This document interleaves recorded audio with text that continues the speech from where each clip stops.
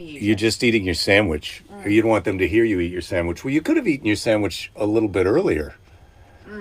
All right. I can see you now. Hello, Jen. Hello, Sue, my sister. Hello, Richard, Keys, Joan, Rachel, Keith, C. Kevin. Hello, C. Kevin. Hello, Flavia, Clinton, Monday. Hey, man, we need to talk on the phone because I saw those t-shirt ideas that you have and I'd like us to figure that out. So let's talk on the phone later this afternoon. Laura, Ed, yes, Kevin is requesting a pillow fight. So maybe we're going to have with our new pillow pillows? fight. Yeah. Well, Well, tell them I don't think we can really have a pillow fight with those pillows. they're filled with wool. They They're would full really of give you wool. an injury. So it'd be like having a sheep fight. Like if well, you can picture it, sheep fight. I mean, how I don't have to spell it out to you guys. You know what a sheep fight is, don't you? I don't know how to say that in Espanol. Do you know how to say sheep fight in Spanish? She won't come on camera because she's eating a sandwich. She feels that it's going to be a little bit too much. The guy was trying to explain to me what had happened to the wool. We used to card it, blah, blah, blah, on nets. And I was like, you don't have to explain carding to me. I've spun wool, mate. I know what you're talking Oh, about. you've spun wool, so he's trying to explain carding wool, and you said, don't start with carding. Start with shearing. No, yeah, start with shearing, then you get to carding, then you get to spinning it. Richard's got one. Overheard at Disney World today. What a great day. The lines were like half as long as usual. Only complaint, have they changed the food? I couldn't smell or taste anything. Do you see? You get it? The Because mask on. no, that's the first symptom of the varinus, Jerry. Oh, right, yeah. Everybody's going to Disney World to get some varinus. It's the happiest place on earth. And now improved with double the varinus. Yeah, so happy Monday. We've got Belinda soonish. Yeah, Darren. Belinda will be here soonish. I'm here. You just can't see me. Oh, here yet. you come. Are you coming in? Sally's here. Yeah. So Lori from Australia is here. Thank you, Jen, for telling me about Lori from Australia. She's giving it another try after another cry after Friday's show. But we've really patched things up in Jerryland, haven't we? You're in love with me. Things are great in Jerryville. You've gone out to get some new pillows bedding. for us. Someone is saying scratchy pillows because they've got wool in them, but they're not scratchy. No. Well, first of all, the wool is inside of a cotton Oh, it's bag. beautiful soft wool. And second of all, wool is the modern space age fabric of the future. It's cooling in God, the summer and warming in the winter. Wool, everybody, is jump into wool. If you're cold, jump into wool. If you want some really good... You know, my grandmother's house is insulated with wool. Her little apartment that she bought, that flat, I believe it. It was a insulated with wool. simpler time when there were less people in Australia where they're like, well, what should we insulate the walls with? Well, we've got a lot of sheep. Australia! Oh, New Zealand. Well, we've got a lot of sheep. Oh, my God, Jerry. We've got a lot of sheep. Jesus. Get it right. Oh, You're married God, I can't to a believe I made that Kiwi. I mistake. know. And my grandmother's got a house that's insulated with wool. The wool is so soft. And the thing that's really nice about How it, they soft stuff... is it? Is that from one of our people or is that No, from that's you? Johnny Carson. Okay. The wool is so soft. How is it? It's so soft. So that here's... even a baby's bottom is jealous of it. Yeah. That's the type of joke. Yeah, baby's bottom would love to be in it. So the thing that's really cool about so you can get K-pop, which is also a natural. I didn't know K-pop was natural, but sorry, I just did a burp. But they stuff the wool in there, and then to make your pillow less firm, you can take some of the wool out. I'm going to take some of mine out. I think it's quite stufferood, and I think it would be a bit firm. But we're both going to have the right shoulder to neck to You'd head like to have your pillow high enough so that ratio. when you lie down, you're not... There's no neck crunching going on. Because I've been having a bit of a sore neck, and so I still haven't been able to catch a glimpse of whether or not your eyes are completely you've closed or open. Yeah, excuse me, you've just completely given up on that. I think you should be more concerned about whether I'm sleeping with my eyes open. Well, I wouldn't say I've given up. I'm going to have another treatment I on just lost Friday. track Yeah, you just... Could you slide up for a bit? I've realized the lighting Sure. change that I like to usually make. Oh, yeah, well, there's nothing like a midstream adjustment. Mid-show lighting adjustment. Usually I take care So of that, how but was it's a everyone's little bit nicer in weekends? the How's back. everybody doing? Heat index is 106 degrees Fahrenheit with keys. That's horrible. hot. Let's take your temperature. How do you feel right now? Darren. What's he say? He said, thanks for the new Depression Fridays. You're 97.3. I'm 97.3. Yes. No, we can't both be the same. Well, we could. Okay, do me again. All right. Someone was asking if there's a baby announcement, new baby announcement. 98.4. Yeah, I was going to say, Yeah. I knew that 97.3 was bogus. What am I at? 97.1. Both those last temperatures were, bogus. Nonsense. Yeah. Hey, we're watching a really fun movie on Hulu. It's sort of like a modern day Groundhog Day called Palm Springs. It's free. It's streaming on Hulu. Highly recommend it. We've got 20 minutes to go. We're laughing. Yes. Aren't we? We're laughing. Yes. We're having a good time. Andy Samberg, I was telling Fanula that she might like it because her boyfriend Andy Samberg's. Oh, because he's in Brooklyn Nine-Nine. Yeah, and she goes, I don't have a crush on Andy Samberg. And He's I got go, a very nice... fuck Jerry. Oh, God. I'm talking. Yes, I interrupted. Right, and especially when it's sort of a funny story that then you jump right in the middle of. I didn't even... Okay, Jerry, I didn't mean to jump in the middle of... I just interrupted. Yes, I get it. Exasperating. You're really losing your cool. I'm hot in here. It's hot in here. Right. Yeah, I did lose my cool just then. Yeah, that's... Well, I really was excited to tell this story about Fanula and Andy Samberg. I was really excited. Yeah, and I just was really amazed at how big his mouth is. So yeah, he's got a lot of teeth in there, too. He's got huge chompers. And his girlfriend in the show is quite funny also. I should have looked up what her name is, but it's not Girlfriends of Andy Samberg Day. Fictional Girlfriends of Andy Samberg Day. What's wrong? Is your hand okay? Just thinking about if I'm going to punch me with it. punch you with it. No, oh, you're mad at me because I got mad that you interrupted bite. me? Yeah, well, no, I got a bite on my finger, so it's itchy. Anyway, it's not a big deal. Yeah, you didn't bite it in the night, Jerry, when you were supposed to be looking if my eyelids are open or not. You didn't reach over and actually just have a little bite of my hand. You don't know that? I don't think so. I think if you had a little chomp, it would be a bit different, and it wouldn't be itchy like this. I don't think you've got some sort of... I'm sleeping so well the last few nights that it doesn't even occur to me to wake up and bite you. Or have a nibble or a lick or a sniff. Yeah, how does she none taste? of those things. I just wake up in the morning like, I missed it again. Yeah, I got through the whole night and didn't get to do any... Okay, so what we're going to do, conversation with Fanula about Andy Samberg. Oh, it doesn't, it's not worth going back to. Someone's going to be disappointed if you don't. Yeah, well, hopefully it's you. I'm going to be over here. Audio is choppy. Oh, video is choppy. Yeah, I don't know. Oh.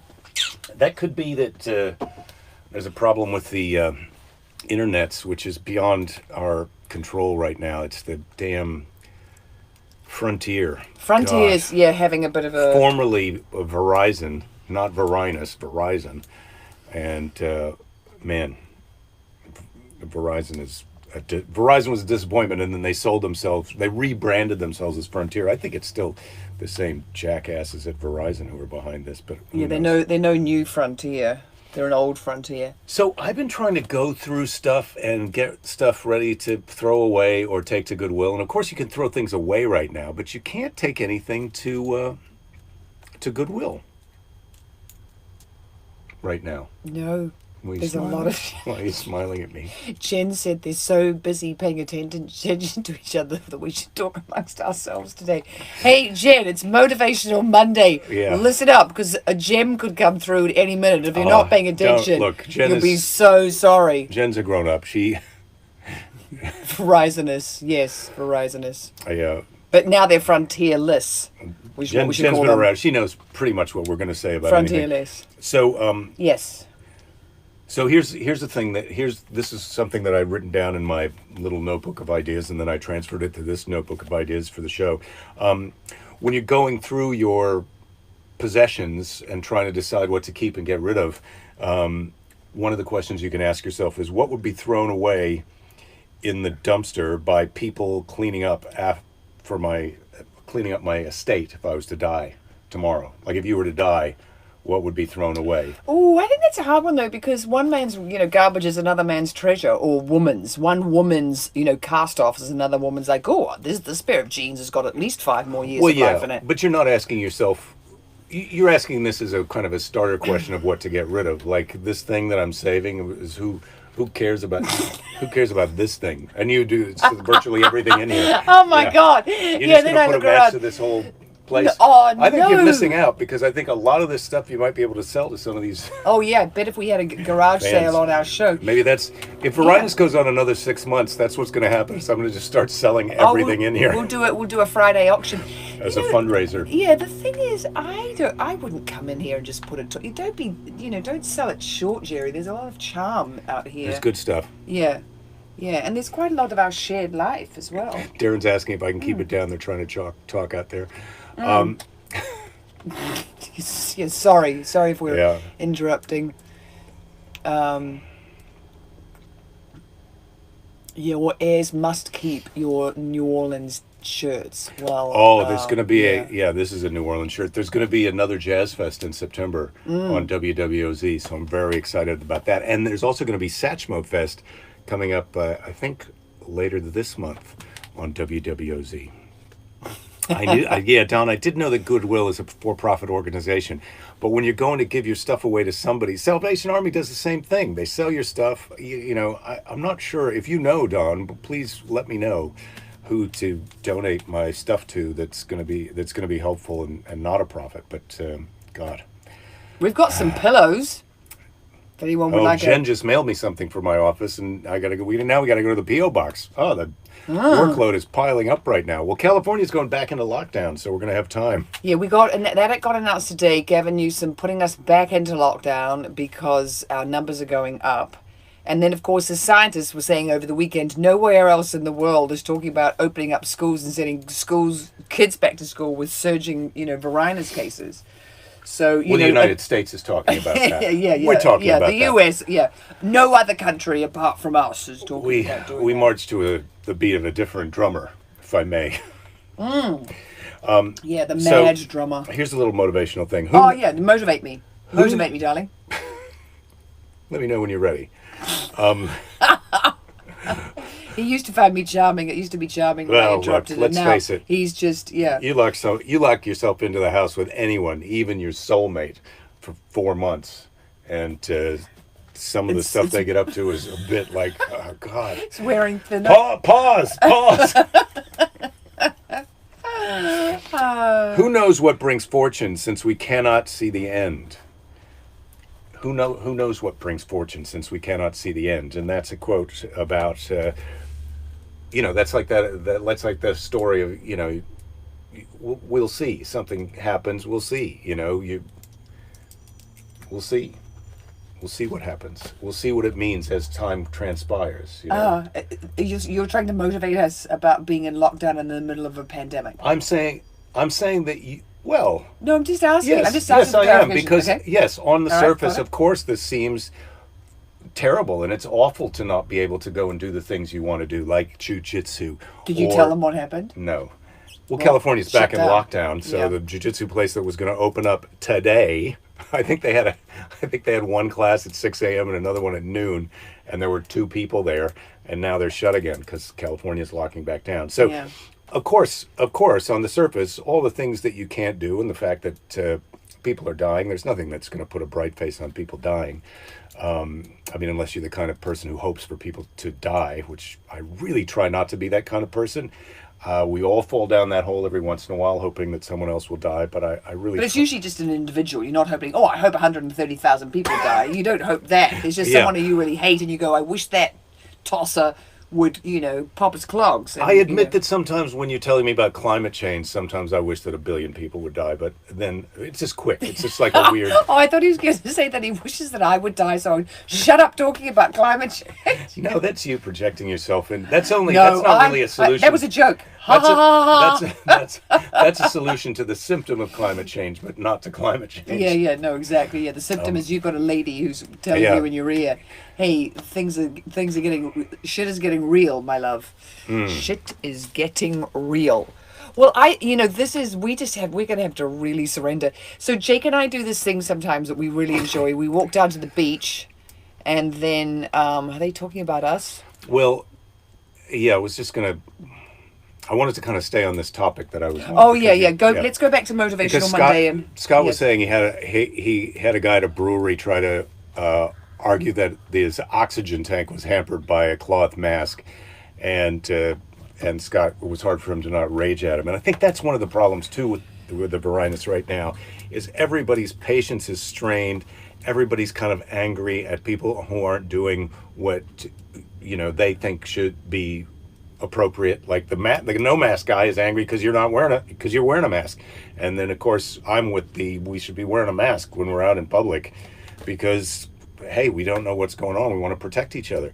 But do you think it might also be a little bit that we get angry at the person who's right there in front of us because really we're really angry at the people who didn't take care of us in the beginning and didn't have a federal and a strong policy? I think that's who we're really angry at, and I think we're angry that now they're trying to silence Anthony Fauci, and I think that what happens is then we're taking it out. I mean, these poor people who work in supermarkets who are having people yell at them when they say, hey, no, you have to wear a mask to come in here.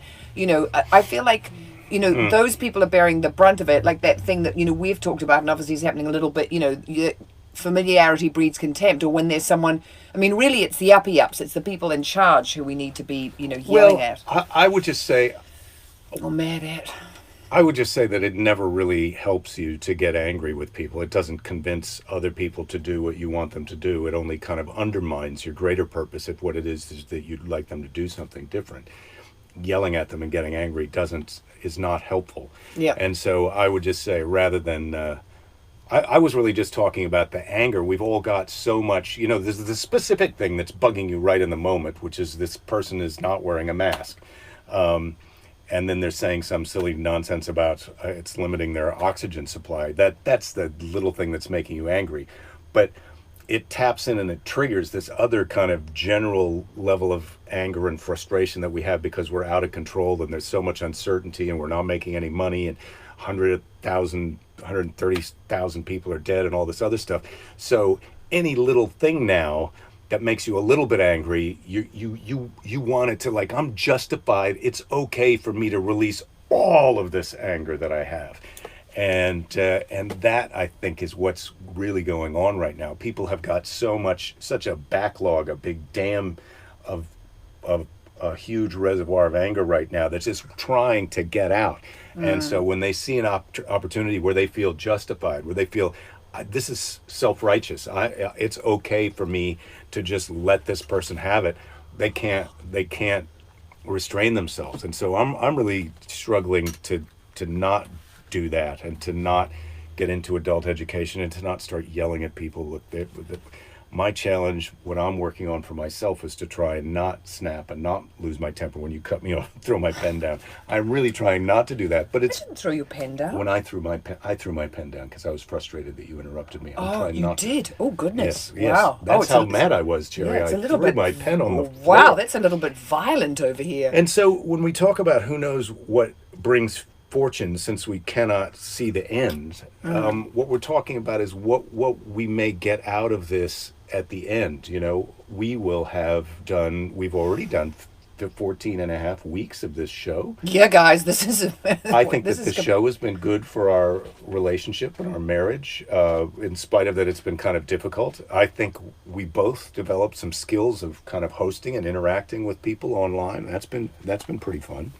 And anyway, that quote is in the book by Lord Dunsany called King of Elfland's Daughter, by the character of Elveric.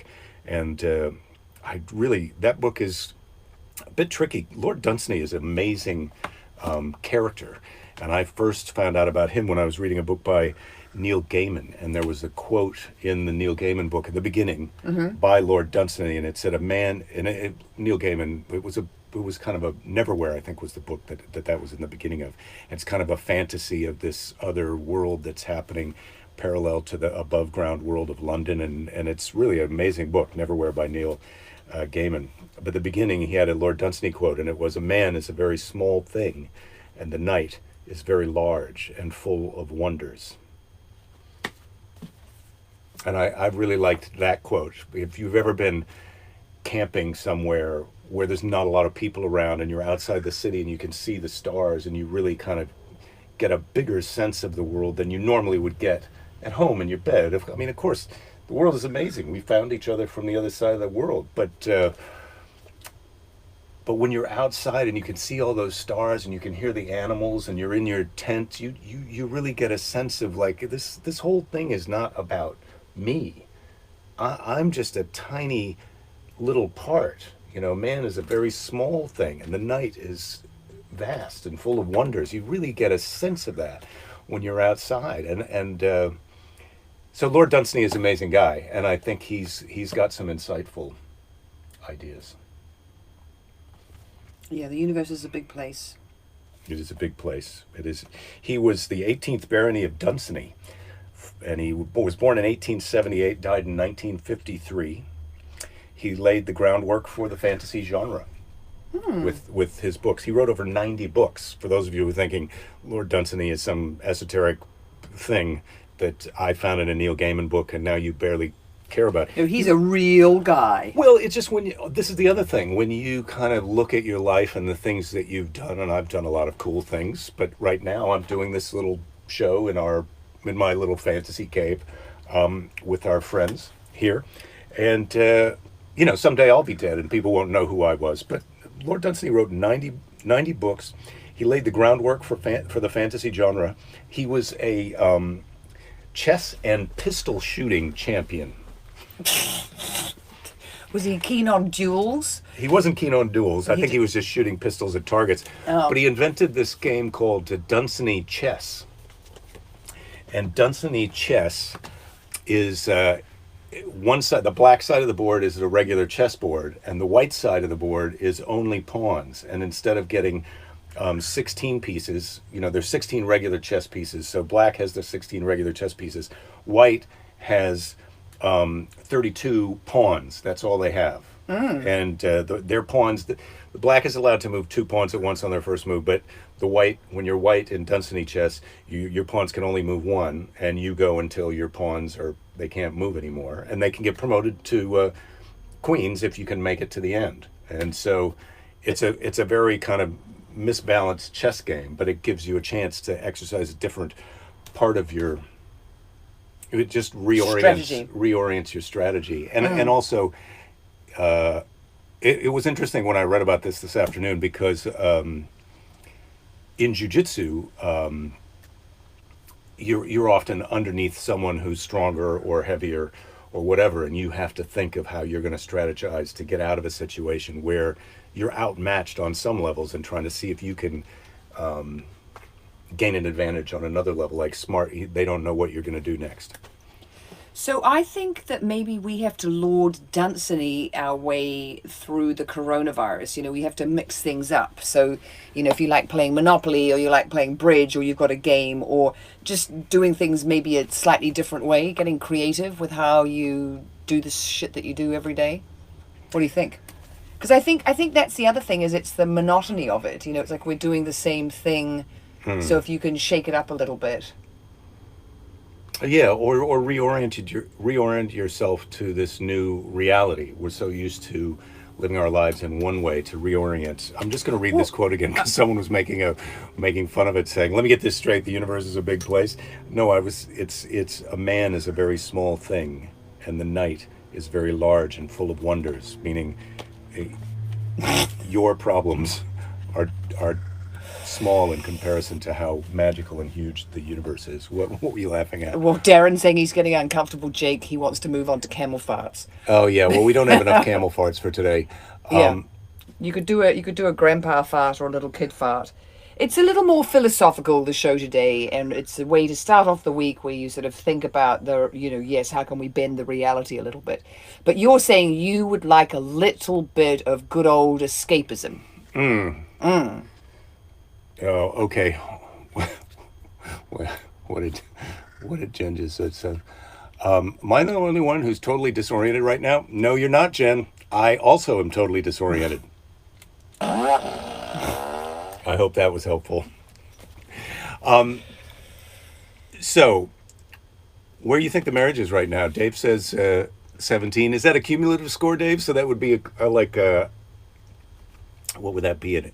Joan is saying from 5 days ago. So yeah, adding up all the Well, Todd, we did do some driving lessons, and then they shut down the car parks. But now, Because Todd was saying, teach your kid to drive. yes, I did. Oh, yes, thank you, Jerry. I didn't put the front button. We did go for 2 driving lessons. I thought I was pretty good. I did do the air brakes, though, that, when I needed her to stop. But, I don't know how you're going to do driving. I mean, she could only do driving lessons if she was in the car with us now, because she can't be in the car with a... would you like to interrupt me? Go ahead. One of the states is now one of the states, I think it might have been Georgia, has now allowed parents to decide when their kids can have a driver's license. Really? Yeah, you can. You're allowed to, here's your well done, Georgia. You got a learner's permit. Wow. Go for it. But they're out there. That's abdicating some responsibility. Wow. Yeah, you do sort of wonder where we're going to be in 6 months or a year's time. Do you want to get a bit of snark? Keith said Uma made some spicy gyro meat, and it was awesome. I wish you would make some spicy gyro meat. You know, there's a little bit of a scene, a spicy gyro scene outside of the Whole Foods here. There's on the sidewalk. These guys come by with a truck and set up that vertical roasting spit thing, and you can go get some delicious things there. Yeah, the meat stick, the ginormous meat stick. I think you're going to have to go there to get your gyros, darling. Yeah. I don't think I can do that for you. I mean, I cook you a bit of fish every now and then. Dave says we've never seemed more married and together. I doubt that. All right, so what kind of snark would you like for right now? What's the recipe for your snark for the moment? Well, I usually like... So far this Monday has been pretty good, so let's not screw it up with the wrong kind of snark. Political snark, maybe. Should we go for... Oh, you like political What am snark? These are all politics in the media, money in the economy. Well, we could go for relationship snark and see... Or maybe we shouldn't. Maybe we should avoid... Oh, no, we're going straight to relationship. Okay. You said it. Yep, here it is. Oh, she's going to backhand him in that photo. Oh, I thought she was going to hit him with the rolling pin. Oh, this one's too long. Mae West, she might have a good one. Marriage is a great institution, but I'm not ready for an institution yet. Mae West, yeah. Well, she was never ready. Well, that's a pun on institutions. Back in that time, an institution might have been like a mental institution. That word might have been associated more with that. So I've got a Mae West story that I can tell after you read the snark. All right.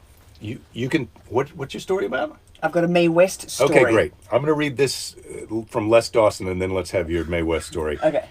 I can always tell when the mother-in-law is coming to stay. The mice throw themselves into traps. Oh, who said that?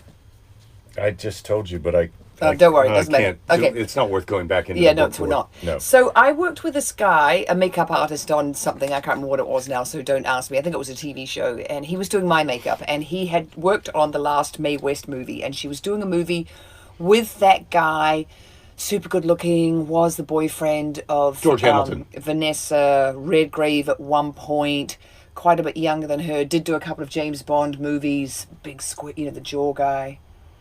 So would have been after Sean Connery and Roger Moore, and around the time that Pierce Brosnan did it, but not Pierce Brosnan, another guy.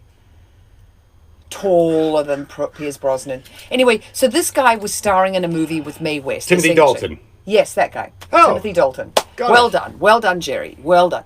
So Mae West is starring in a movie with Timothy Dalton. She's probably twice as old as he is at this point, and she's got these unbelievable dresses, and they're so form-fitting and structured. I mean, absolutely structured, that when she came off from a take, she couldn't sit down in them. I mean, they just basically sort of sewed her or nailed her into these dresses. So she would have these special reclining chairs she would stand, and they were arm rests, and she would just lean back, and it would have a padded bit at the back, and so she just lean back and put her arms down. That's how she rested in between takes. Because the dress, she couldn't sit down. She couldn't sit. The dresses were so, and it was so, because they wanted her, she was an old lady, and she couldn't wear enough corsets to get her back to the hourglass va-va-voom that she'd been in her younger days. But that's what she wanted to look like in the movie. So the costumer made her these dresses that were, completely like getting into a house. It was like a house dress, that she could fit into, and it was shaped like, young Mae West.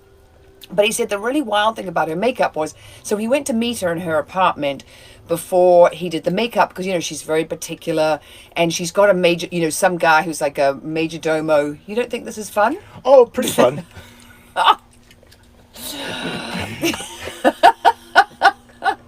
Go ahead. Oh God, Jerry. All right.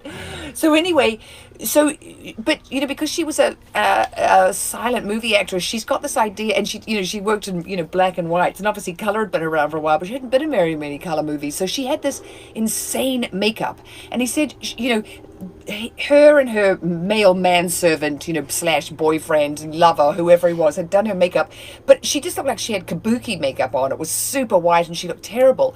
And he realized that as far as she was concerned, this was perfect, and she was done. And so he realized he would have to be really sort of subtle in getting her made up. And so he told me what he did was he'd get her in the makeup chair, and she'd sit down, and she thought she looked exquisite, and here she was, just a sort of a white face, and he would put the blush brush into the blush and get a nice bit of blush, and then he would sort of go, oh look, there's my cup of coffee over there, and he would sort of whip it over her cheek Because she didn't want it. She didn't want it. She didn't want him to touch it. She thought he would be messing with perfection, that she and her guy had got it how she liked it. And he said he just had to get a bit of colour on, because she really did look like a ghost. She looked like death warmed up. So he would very subtly, with makeup brushes and things, get a bit more makeup on her, so that she went to set. The craziest thing about her, hopefully, was the dress. Okay, that's it. I'm done with that story. That was a great story. I hated to interrupt you, so I didn't. But Keys says that Roger Moore had a nickname of Meat Log. Oh.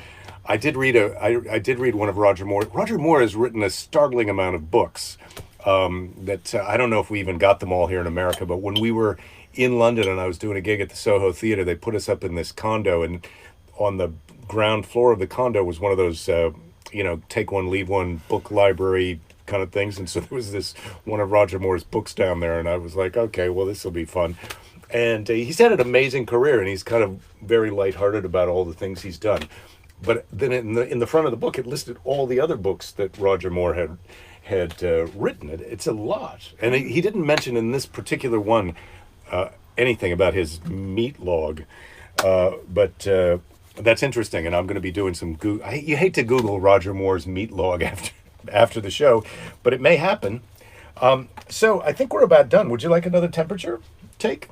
I'm going to go get tested for the antibodies tomorrow. When are you having your and then you're going to have the COVID some other time? Well, I got to wait for them to call me back on that. Right. It's not as easy to get a test as you want. I think everybody's getting tested. 98.6 for you.